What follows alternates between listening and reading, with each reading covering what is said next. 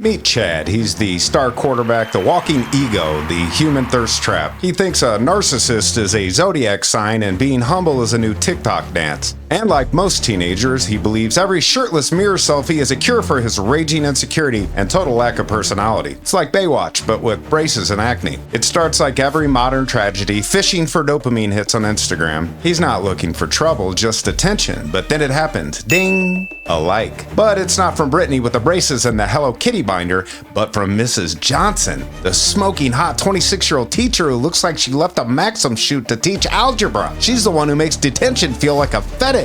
And just like that, folks, the fantasy became a notification. He smiles with anticipation, she slides in with a DM, and from there, it's a short, slippery ride from honor roll to after-school tutoring, then eventually a ruined marriage and handcuffs. Because once that line gets crossed, there's no syllabus for what's coming out next. Algebra by day or SUV in the school parking lot by night. You want to know why these scandals are popping up like zits on prom night? Because smartphones turned every classroom into a dating app. One swipe, one like, one career gone. So stick around because at the end of this video, I'll show you the shocking stat that proves this isn't just some one-off scandal. It's a freaking epidemic.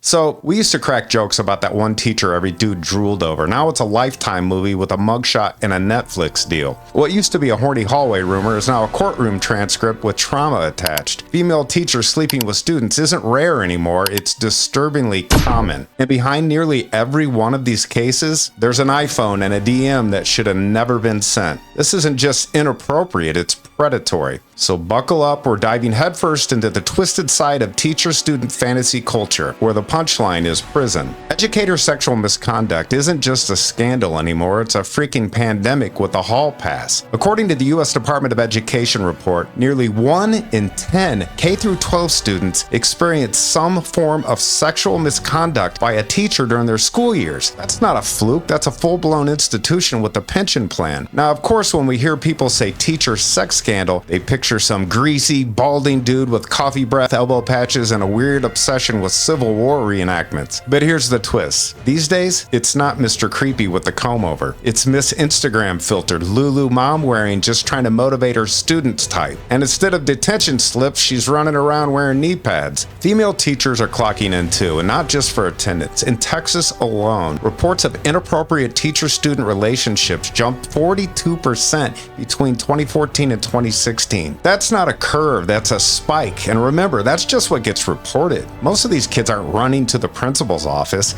They're too busy being manipulated, confused, or told to feel special. In reality, these aren't isolated bad apples. It's starting to look like the whole damn orchard, and it's being watered by social media. Snapchat, TikTok, and Instagram are platforms where boundaries disappear faster than the tenure protections. And the worst part, half the internet cheers it on when the predator's attractive and the victim's male. Like statutory rape suddenly turns into a rite of passage if she's a hottie and he plays in the varsity football. And here's a stat that should make every parent lose sleep. In a study spanning 18 years, nearly 800 female educators were arrested for sexual misconduct with students, and that's just the ones who got caught, cuffed, and charged. So yeah, this isn't just a glitch in the matrix, it's a pattern, and it's getting bolder, younger, and more digital by the day. What used to be a locker room rumor is now a legal case, TikTok trend, and a trauma bond, all rolled into one. And while the world argues about dress codes and pronouns, Mrs. Johnson over here is grooming kids with emojis and extra credit, if you know what I mean.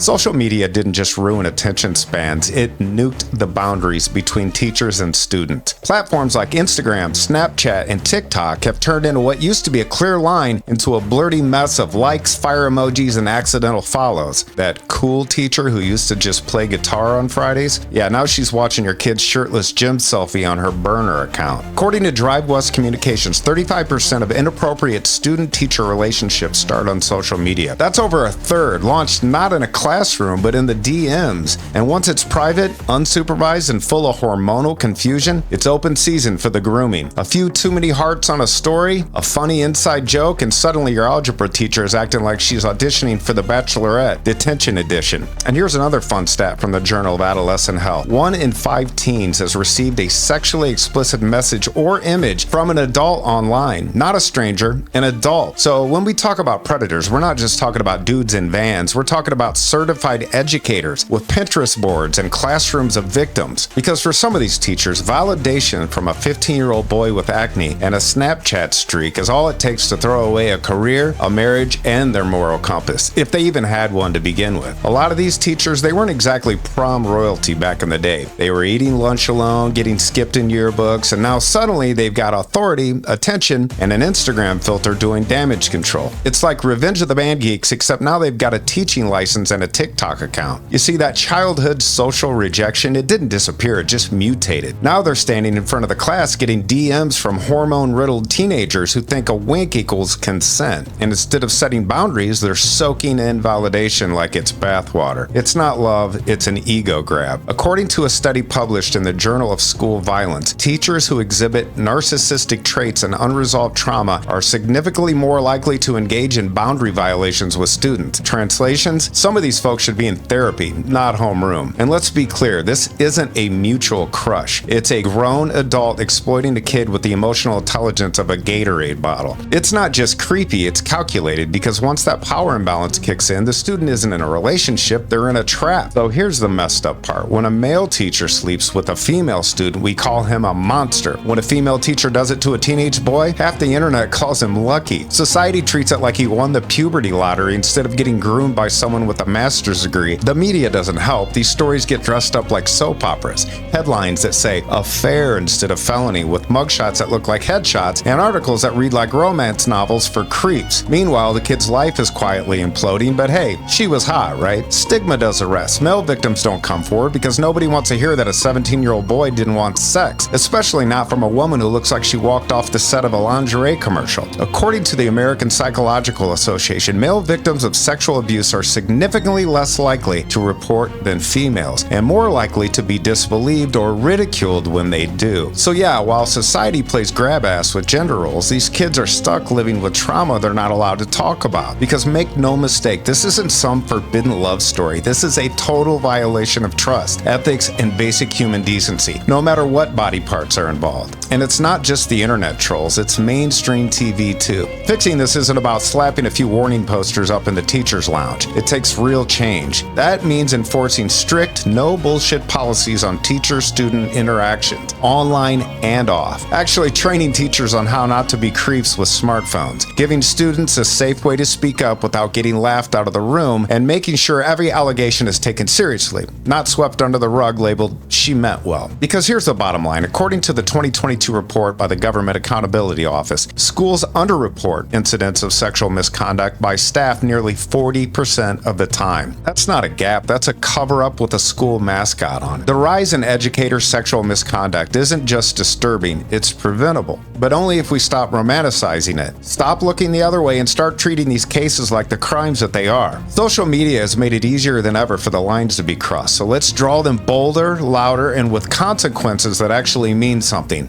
Because protecting kids shouldn't be controversial, but in 2025, apparently, even that's up for debate. Hey, thanks for tuning in to another episode of Rodney Hood Talks. I'm Rodney, and remember, as always, God loves you, and so do I. Peace.